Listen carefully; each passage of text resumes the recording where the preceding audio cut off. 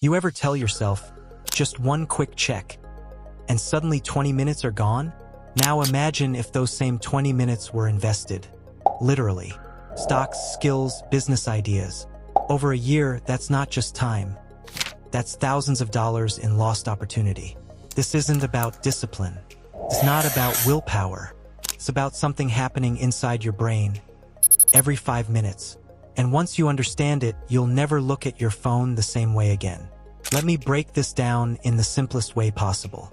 Your brain runs on a chemical called dopamine. People call it the pleasure chemical, but that's not accurate. Dopamine isn't about pleasure. It's about anticipation. It's what drives you to check, scroll, refresh, repeat. Every notification, every vibration, maybe there's something new. That's dopamine pulling the strings. And here's the part most people don't realize. Your phone is designed to exploit that system better than anything else in your life. Why you keep checking? Let's say you post something online. Now what happens? You check. Nothing. You wait. You check again. Then boom, one like. That tiny hit? That's dopamine. But here's the trick. It's not the like that hooks you. It's the uncertainty of when it'll happen. Psychologists call this a variable reward system. Same system used in casinos, slot machines, gambling. You don't win every time. And that's exactly why you keep playing. Your phone is basically a slot machine in your pocket.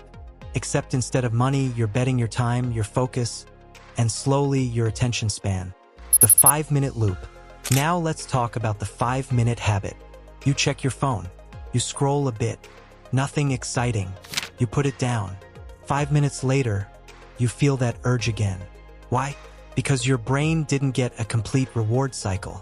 It's like starting a sentence and never finishing it. Your brain hates that, so it pushes you, check again. Maybe this time. And this loop repeats all day. Not because you're weak, but because your brain is trying to close the loop. But here's the problem. The loop never closes. There's always another notification, another post, another update. So your brain stays stuck in a constant state of almost satisfied. That's addiction territory. What this is costing you. Now let's zoom out. Let's say you check your phone 60 times a day. Each time just 1 minute.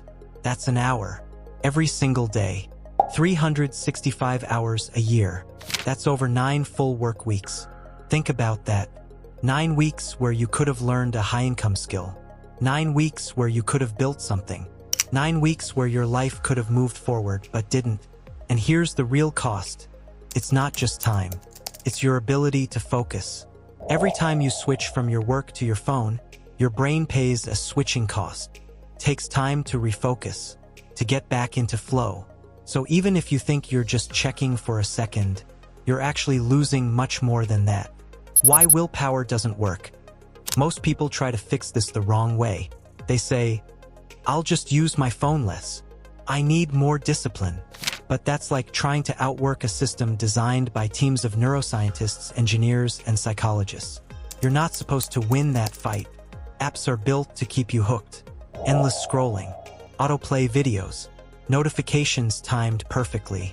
It's not random. It's engineered. So if you rely on willpower alone, you'll lose. Not because you're lazy, but because the system is stronger than your momentary motivation. The real problem, deeper truth, but here's where it gets deeper. Your phone isn't just giving you dopamine. It's replacing other sources of it. Think about it. Bored? Phone. Stressed? Phone. Awkward silence? Phone. Your brain starts learning, why deal with discomfort when I can escape instantly? And over time, this rewires you. You lose tolerance for boredom. You lose patience. You lose the ability to sit with your thoughts. And that's dangerous, because focus, creativity, and real success all come from those quiet, uncomfortable moments most people now avoid. So now the question isn't just why you check your phone every 5 minutes. The real question is, how do you break a habit that your brain has been trained to depend on? Because the solution isn't what you think. Why detox fails. So most people, when they realize this, they go extreme. They say, I'm quitting social media. I'm deleting everything. I'm doing a dopamine detox. And for a few days, it works. You feel in control, focused, clear. But then something happens. You slowly drift back. You reinstall the apps. You tell yourself, this time I'll manage it better. But within days, you're right back in the same loop. Why? Because you didn't fix the system. You just removed the symptom. Your brain still craves stimulation. It still wants quick rewards. It still looks for the easiest way to escape discomfort. And your phone is still the fastest way to get it. So unless you replace the habit, you will always return to it. The real solution, rewire, not remove. Here's what actually works. And this is where most people get it wrong. You don't fight dopamine. You redirect it. Because dopamine itself isn't the enemy. It's what drives ambition, learning, and success. The goal is to move your dopamine from instant rewards to delayed rewards. Let me explain. Right now, your brain is trained like this. Fast reward, low effort repeat scrolling gives you that instantly. But real progress works differently. High effort, delayed reward, bigger payoff, learning a skill, building something, improving your life. So what you need to do is retrain your brain to enjoy the second system again. And that starts small, very small.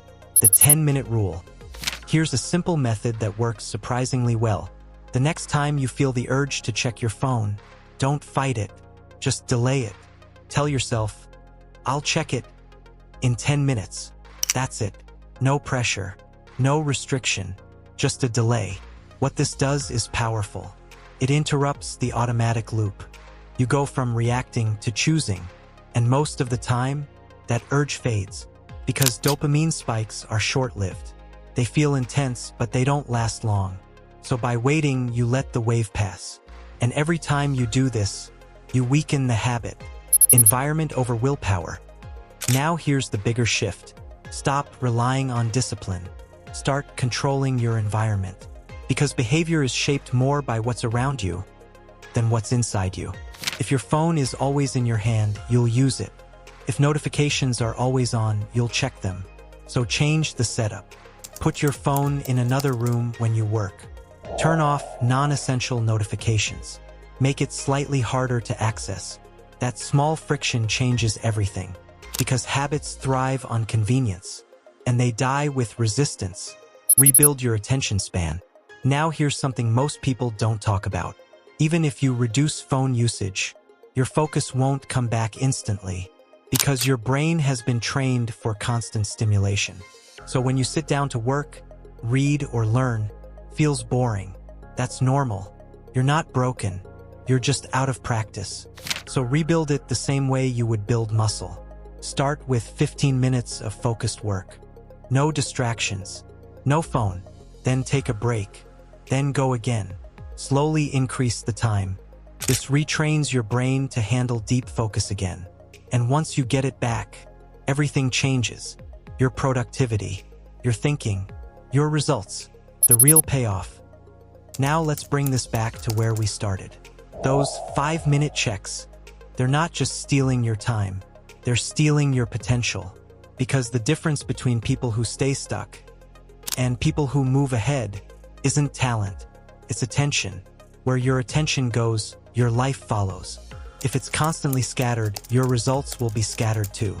But if you learn to control it, you gain something most people never will. The ability to focus on what actually matters. And that's where real growth begins. So next time you reach for your phone, pause for a second. Ask yourself, am I choosing this, or is this choosing me? That one question can change everything. If you found this helpful, make sure you subscribe, because I break down complex psychological habits into simple, practical strategies you can actually use in real life. And if this made you think differently about your habits, drop a comment. I read them, because the goal here isn't just awareness, it's control.